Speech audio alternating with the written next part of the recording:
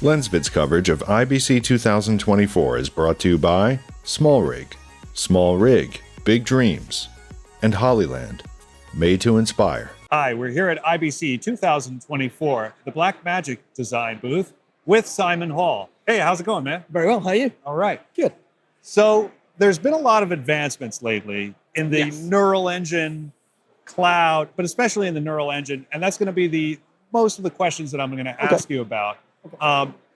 From my point of view, I'm sort of an advanced beginner, intermediate. So the AI features are just, helping make my workflow much more efficient because I don't have the time for this massive learning curve for Fusion and all these other things. And it feels like almost like that's what it was designed for. Is that kind of what you guys had in mind? Yeah, it is. Our AI is designed around processes that would take you a long time to set, especially if you're getting beginner into the intermediate. Certain things that may take you a long time as a beginner, the AI can massively speed up these processes.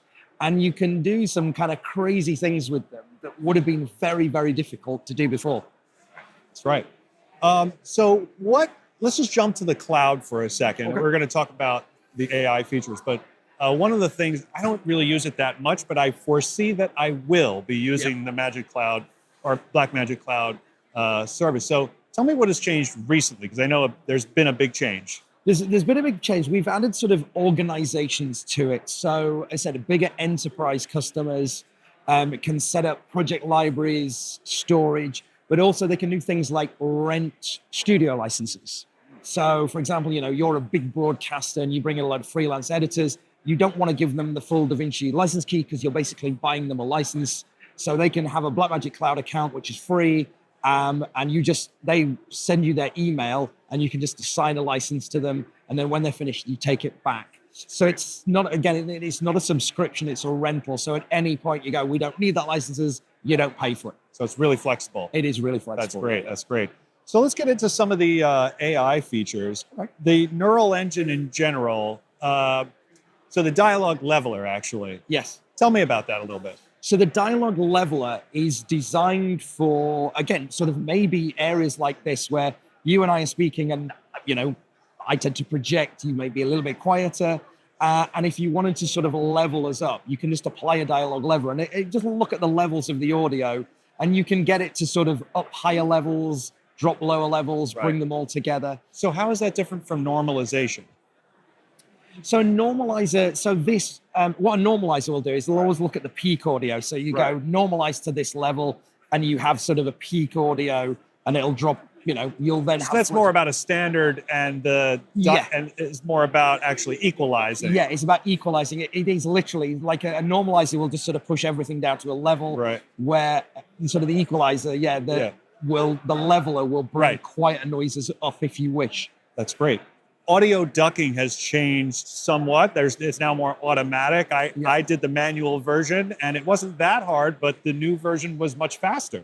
Yeah, the new version's great because again, it uses AI. So basically, for example, you have interviews with an audio track running underneath, and the audio track runs for 5 minutes, and you've got interviews interspersed down the timeline. As you say, you could duck, keyframe. But when you do that over a longer period of time, it becomes time consuming. So what the audio ducker can do is you can just say, well, I want my music track to point to my dialogue track. And basically when the music track reaches the dialogue track, it'll just automatically duck down and bring it back in. So the AI is basically learning what it's looking at and just ducking the level down as it's needed. Very nice, very nice. It was pretty amazing how it worked perfectly. And I was like, how did it get the beginning and the ending and the uptake and the downtake? How did it get all that perfectly? It was really cool. Yeah. So here's a problem I run into every once in a while. A little bit of focus issue, like a background that's not very far away from my subject. Yeah. But I focused on the background by accident. Yeah. This new edge detection feature, how does it work to address that? So does it? So the edge detection feature is said it just literally finds the edge of the image. So what you could do is, you could use the edge detection to show the sharpen. But for me, there's a couple of AI tools that people could use that you could really kind of cheat the eye into thinking something's in focus. Right. So we've had the magic mask that's been in for a few versions whereby, if you have a person standing in front of the background, you can select them even if they're out of focus. and it'll auto key them. It'll create a map for that person. And in Resolve 19, we've got a new effect called defocus background. Oh, right. So, and then what defocus background will do is you can basically, all right, there's my key, feed it into another node and apply the defocus background. So it'll defocus the background more, and then you can apply a little sharpening to your subject. So what you then end up doing is cheating the eye into thinking that your subject is in focus and your background isn't. And they're using two really cool I have a lot of short clips that I think I'd like to fool people with that. Exactly. A little short clip. You can cheat the viewer into thinking it's in focus. Another thing that comes up every once in a while is I have a song. Yeah. And I want to play with it. I want to change some things. Now, the music remix is really cool because it can take certain aspects or instruments or voice maybe in the song and do things with it, make it louder or softer or a few other things than that. That's cool. I'd like you to tell me a little bit more about that. And then I'm also wondering, Adobe can take a song and lengthen or shorten it. I don't think we can do that yet. No. But I'm curious if there's thinking around that for the future, maybe, because I would use that a lot. Unfortunately, said I don't really know what's coming, but obviously with where DaVinci Neural Engine started and where it is today, the amount of features, we're continuing to develop those AI features. I don't know what features are coming, but there's certainly continuing development around them. Cool. I'm the same as you. The music remix is a really cool thing because, as you say, it can separate vocals, bass, drums, guitars. So dare I say is what I do. You can take your favorite music track and turn everything off and just have sort of the a cappella, as you say, me being kind of a child of the 70s, but a teenager in the 90s, can add a big bass beat to any song. That was the first thing that I tried. That was the first, and I completely destroyed the song because I went way overboard, but I love that. But any song that you like, just turn it into a dance track by just upping the bass. Excellent.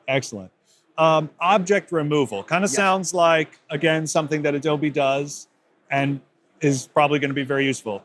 Can you explain that? Yeah, so again, the neural engine works like that. So what you can do in the color page, you can put a power window around something, use our incredibly powerful cloud tracker.